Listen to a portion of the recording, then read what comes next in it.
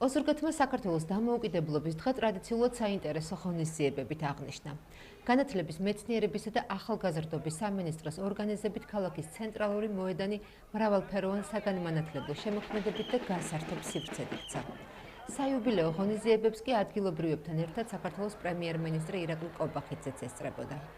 ცენტრალურ მოედანზე მოსულ სტუმრებს საშუალება ჰქონდათ გაცნობოდნენ ქვეყნის წამყვანი სახელმწიფო უნივერსიტეტების სამეცნიერო მიღწევებს, რობოტიკის მასტერკლასებს, კალიგრაფიის ვორქშოპებსა და ხელოვნური ინტელექტის ინოვაციურ პროექტებს. ვიზიტორებმა იმოგზაურეს ვირტუალური რეალობის სათვალეებით, დააკვირდნენ სამეცნიერო ექსპერიმენტებს და მოინახულეს იმიტირებული არქეოლოგიური ველი.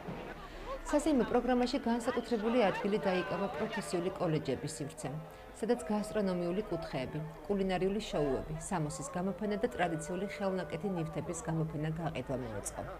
პარალელურად დიდი ინტერესი იწვევდა თავდაცვის სამინისტროს მიერ წარმოდგენილი სამხედრო ტექნიკა და თანამედროვე აღჭურვილობა. განსაკუთრებული და მხიარული გარემო დახვდათ პატარებს, რომელთათვისაც სპეციალური შემეცნებითი ზონები, არტ-თერაპია, დრამერების მსვლელობა და საპნის ბუშტების შოუ მოეწყო.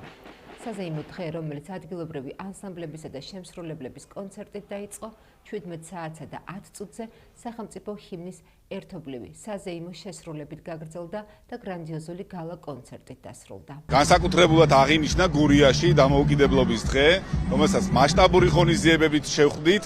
ოზურგეთში მთავარ მოედანზე დილის 11 საათიდან უკვე იმართება სხვადასხვა ტიპის აქტივობები, სადაც ნებისმიერი ასაკის ადამიანს შეუძლია მიიღოს მონაწილეობა და გაერთოს. მინდა საქართველოს თითოეულ მოქალაქეს მიულოცოთ დღევანდელი დღე და უსურვო წარმატებები. ეს დღე ჩვენია. ოზურგეთიდან გილოცავთ საქართველოს დამოუკიდებლობის დღეს. დღევანდელი ღონისძიება განათლების, მეცნიერებისა და ახალგაზრდობის სამინისტროს მხარდაჭერით და ოზურგეთის მერიის ჩართულობით იმართება. 26 მაისი გვახსენებს თავისუფლებისთვის ბრძოლას, ეროვნულ ფასეულობებს და იმ ერთიანობას, რომელმაც ჩვენი ქვეყანა აქამდე მოიყვანა. სწორედ განათლებული და ძლიერი თაობაა ჩვენი ქვეყნის მომავალი. უსურვებ საქართველოს მშვიდობას და კეთილდღეობას.